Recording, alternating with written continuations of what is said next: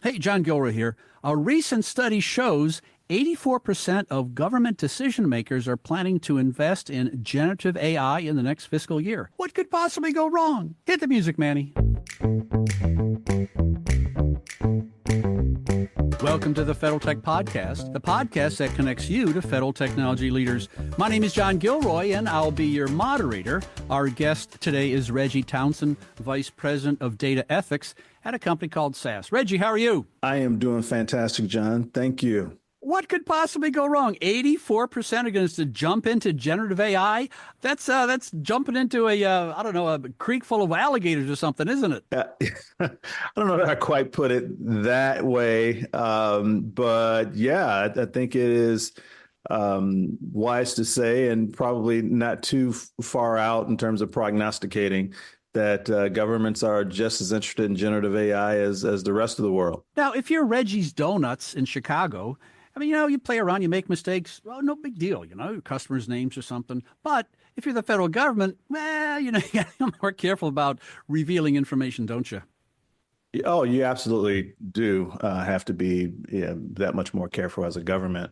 It probably is safe to say that governments aren't looking to jump into generative AI to the degree that they will begin to expose private information and information about citizens that might put citizens in harm's way.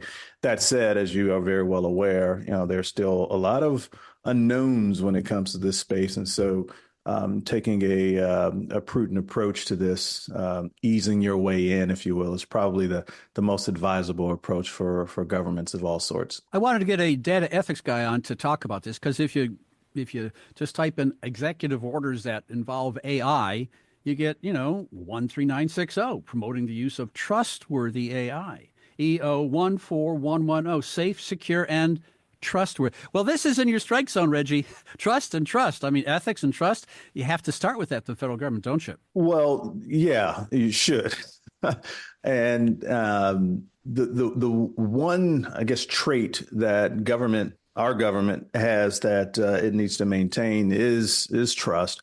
We've seen, not just here in the U.S., and this was kind of my hesitation, it's not just a U.S. phenomenon, it's a worldwide phenomenon that we've seen the erosion of trust in institutions broadly, not just governments, but media, in some cases, business and NGOs. And so it's hugely important that we find ways to bolster trust, particularly as we're dealing with technologies like AI that have kind of a widespread impact on a large segment of the population. Yeah, and I think it's going to have more impact here in the next few months. And I think, when I think of applied AI, I think of code reviews and something like that.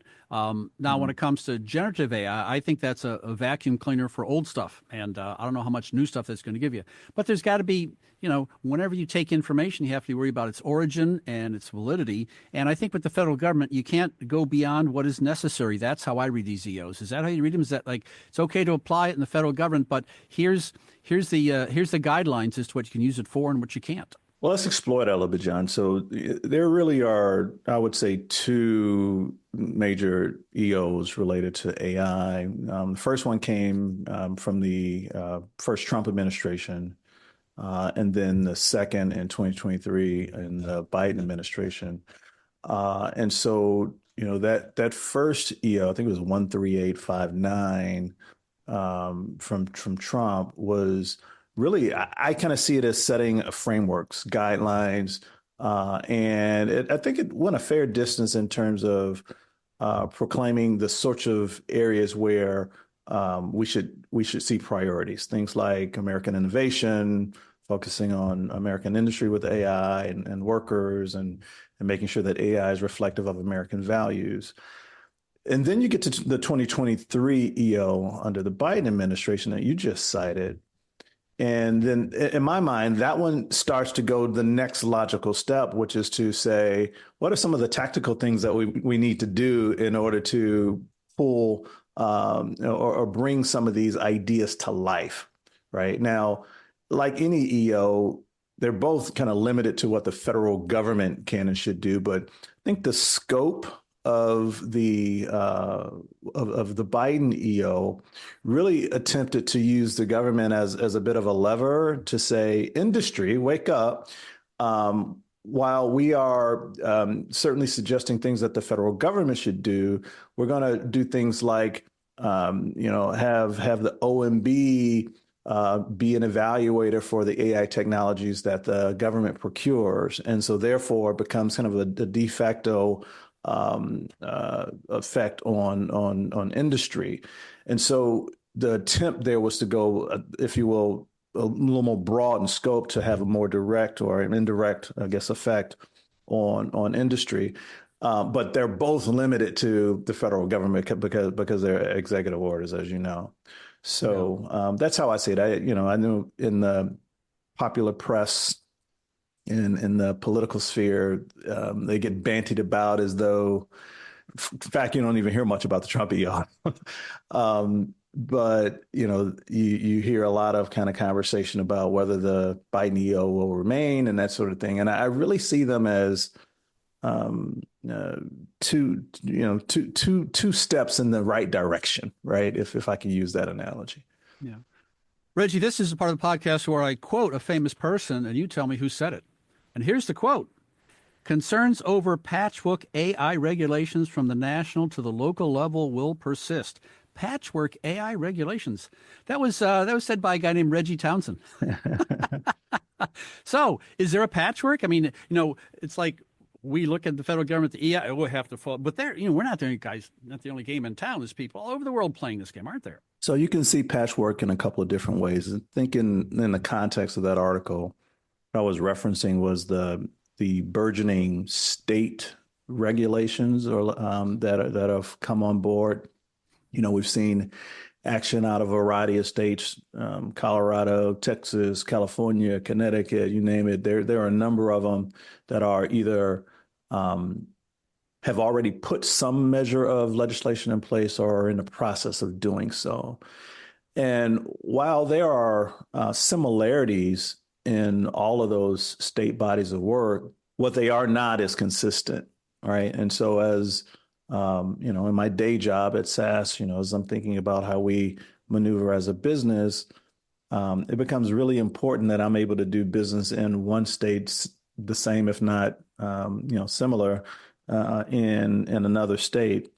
And so that was the heartbeat that was driving that response. That said, there is a broader patchwork concern when we look at this thing globally. So again, in my day job, I'm also focused as an example on our global footprint and our AI response globally.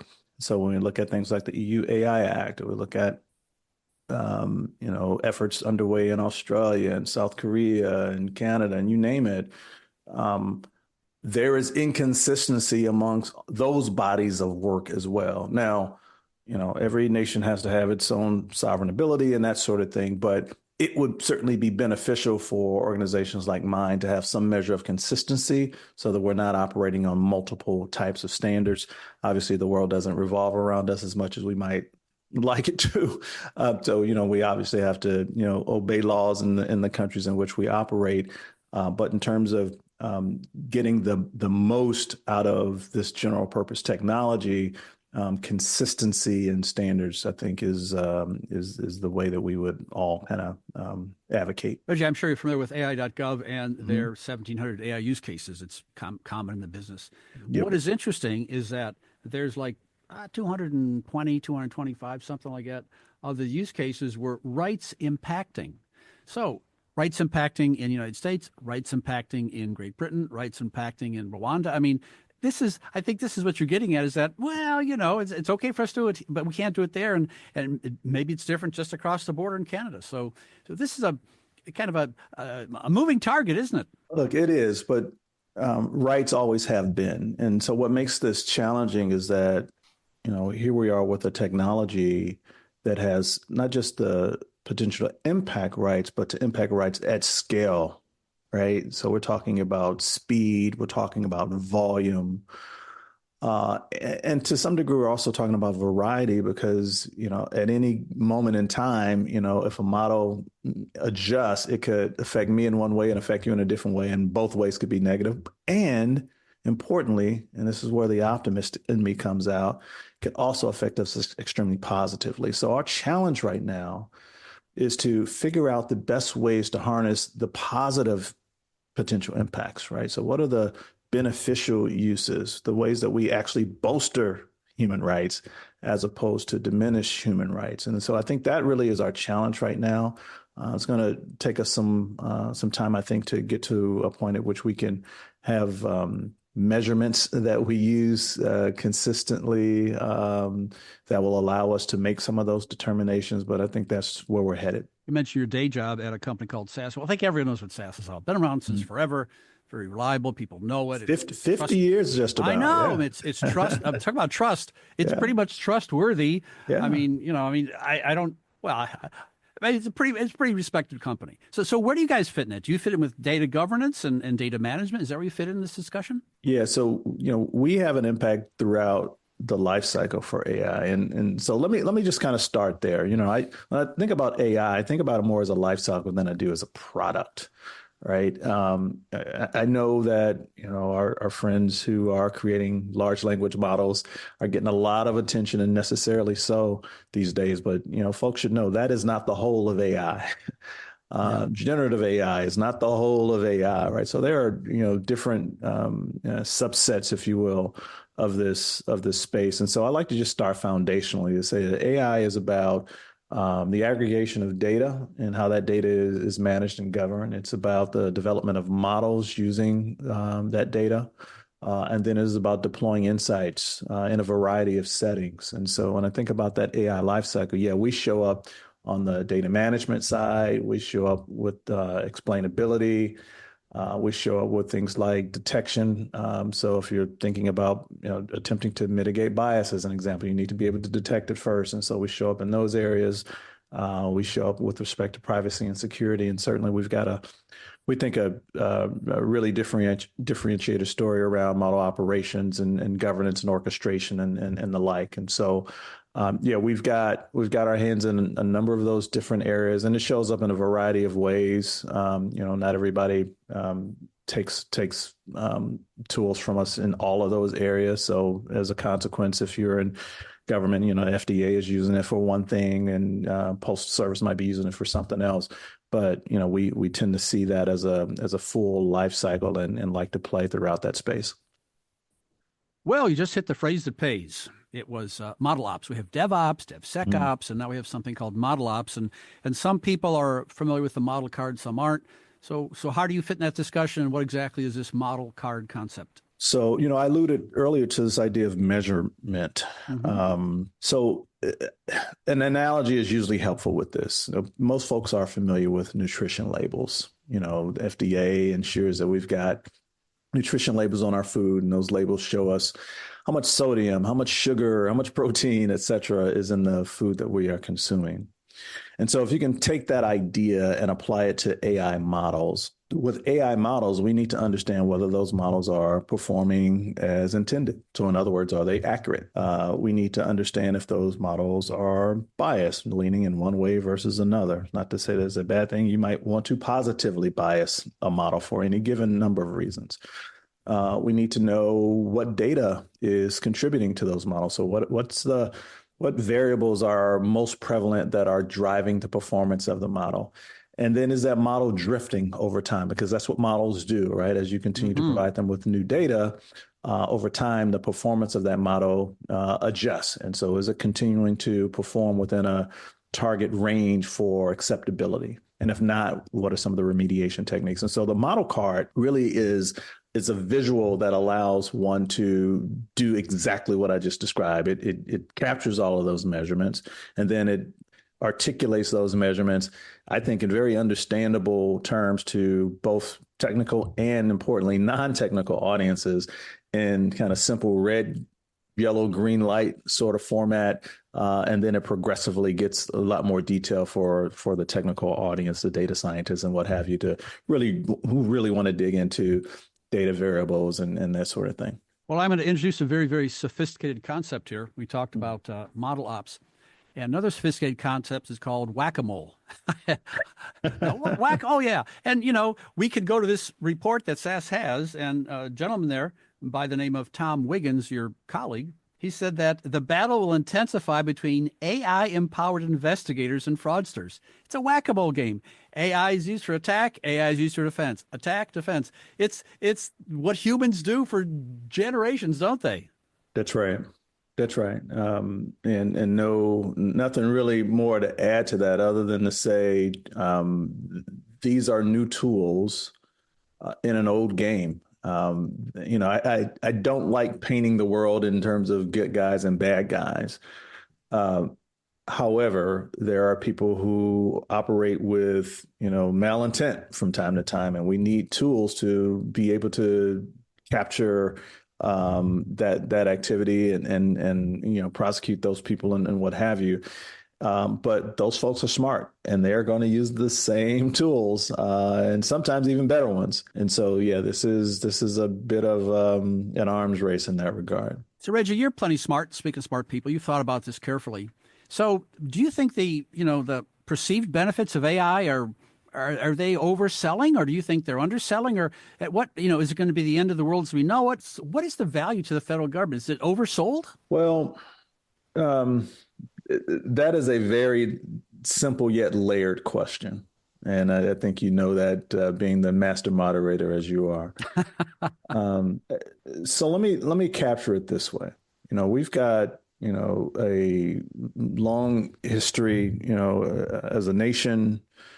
Our government has been on the proverbial right side of history in some cases, and not in other cases as it relates to all of the people in this nation. So let's just be real frank about that. There have been people who have been left out of American progress and success. And there have been, folks who have been swept up, even sometimes unbeknownst to them, in that progress and success. And so the question for me is, what do we choose to do with a new set of capabilities that have the promise to create more progress and success? So it's, for me, John, not so much about whether the technology leads to progress and success, but whether we choose to use the technology for the benefit of as many people as possible to reach measures of progress and success. Is it oversold?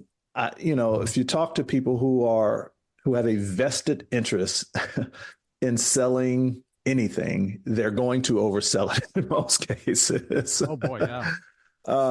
But I think when you have conversations like I do with folks who are, if you will, just coming into the know with this stuff, I think we have a great opportunity, and some of the work that I do with the NIAC is really focused on AI literacy and building a measure of fluency in the population around artificial intelligence. And when I have conversations with folks who are just kind of learning, okay, I know how to spell AI, but now you're starting to tell me some things that it can do in ways that it might fit into my life. And oh boy, I can take all of these notes that I got from class, or I can go and consume all of these articles that, I don't have time to read for school because I'm working full time. And so I can condense them and build a study guide for myself. And oh, by the way, I can turn it into a podcast if I want. Like, all of those sorts of capabilities exist now to help improve our human condition. And so when folks learn about it, they say, wow, this truly could be a game changer for me. It may not take me to the next rung on the economic ladder or whatever, but it might make my life a little bit easier. And that's what I care most about. Right. And so in that regard, no, it's not oversold at all. If we were able to flash back to the early 1900s, we might be having the same conversation about electricity. Yeah, there's a big fight, DC versus AC. This is a huge fight. There was a huge fight, right? Yeah. And you look up at the effect of electricity. Not only is it powering lights, but it's powering cities and nations in the world, and expanded our living conditions, right? We're no longer just clustered in certain settings. We're able to kind of move out. It changed the manufacturing landscape. So I see AI really as a possible game changer in that regard. And so again, it comes back to if we see that kind of adjustment in our future, who do we want to be a part of that story, right? Yeah. And I'm going to go down fighting to make sure that it is as inclusive a story as it possibly can be. Well, earlier we played whack-a-mole. Now we're going to play connect the dots. I mentioned EO 14110, safe and secure, trustworthy AI. And you're involved in some safety institutes, I think, AI safe. So we have a common word here, safety. So tell us about this AI Safety Institutes, group of 7. What's going on with these folks? Yeah, so the EO, that's the President Biden's executive order in 2023 created the AI Safety Institutes under the Department of Commerce. And they're a function they're tied into NIST, basically.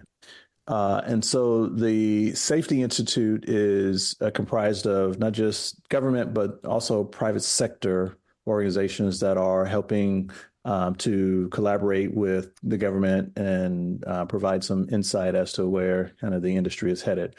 Now, they're focused on a number of different threads.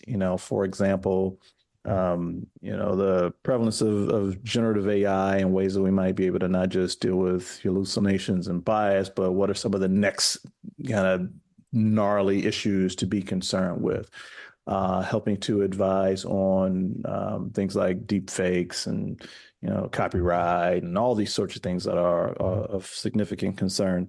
So at SAS, we are part of the AI Safety Institute and have been participating as best we possibly can. Good. Let's gaze into the crystal ball. Everyone's looking at Super Bowl now. I'm looking at the federal government in the next 4 or 5 years.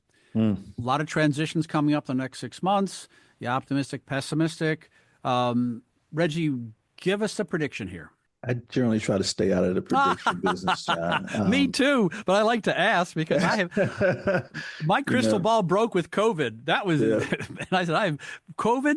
I couldn't predict that either. The one thing that I will predict is that humans are unpredictable. Well, right? that's fair. And these are in the AI space, as much as we have technology choices to make, we have human choices to make, right? We have ethical choices to make. We have choices around how we choose to construct and or bend the law and in what direction we choose to do that and for whose benefit we choose to do that. If we have, leaders who are approaching their responsibility from a position of benevolence, we'll get a certain outcome. If we have leaders who approach their responsibility from a different with a different approach, be that more selfish, political, you name it, then we'll have yet other kinds of outcomes. The technology will do what we tell it to do. At the end of the day, this is these things aren't thinking on their own and making their own choices. Now, maybe we'll get into agentic AI at some point in the conversation, but we haven't quite gotten there yet. But importantly, as we can foresee those kinds of possibilities, this is why I continue to tell people it is hugely important that we establish the principled foundation at this stage to ensure that when we do get to the point at which these things can, reason to some degree on their own, that they will continue to advance the purpose of us and I mean all of us and not just some of us. Yeah, a matter of inclusivity, and it always amazes me at people from different cultures and different parts of the world, but parts of the United States, look at something in a completely different manner. And I think the theme is going to have to be data ethics, because no matter how you look at it, it has to be done ethically and responsibly, because that's going to produce all kinds of troubles if not. Well, this has been a fascinating conversation, Reggie. Yeah, I teach at Georgetown, and in Georgetown, you have to have an ethical component to every class you teach. Yeah. And I was going to go right there, right, which is, it'd be great to not have to have the conversation about ethics, but we do. It'd be great if it were just baked into everything that we do and we all had a common understanding. But if that were the case, it wouldn't be ethics, right?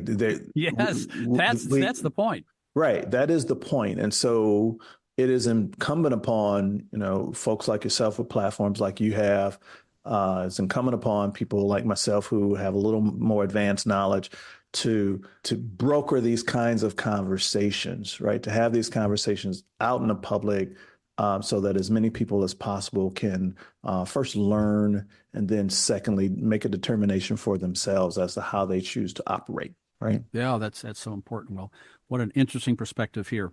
Unfortunately, Reggie, we're running out of time here. You have been listening to the Federal Tech Podcast with John Gilroy. I'd like to thank my guest, Reggie Townsend, Vice President for Data Ethics at SAS. Thanks, Reggie. You got it. Thank you, John. I appreciate the time.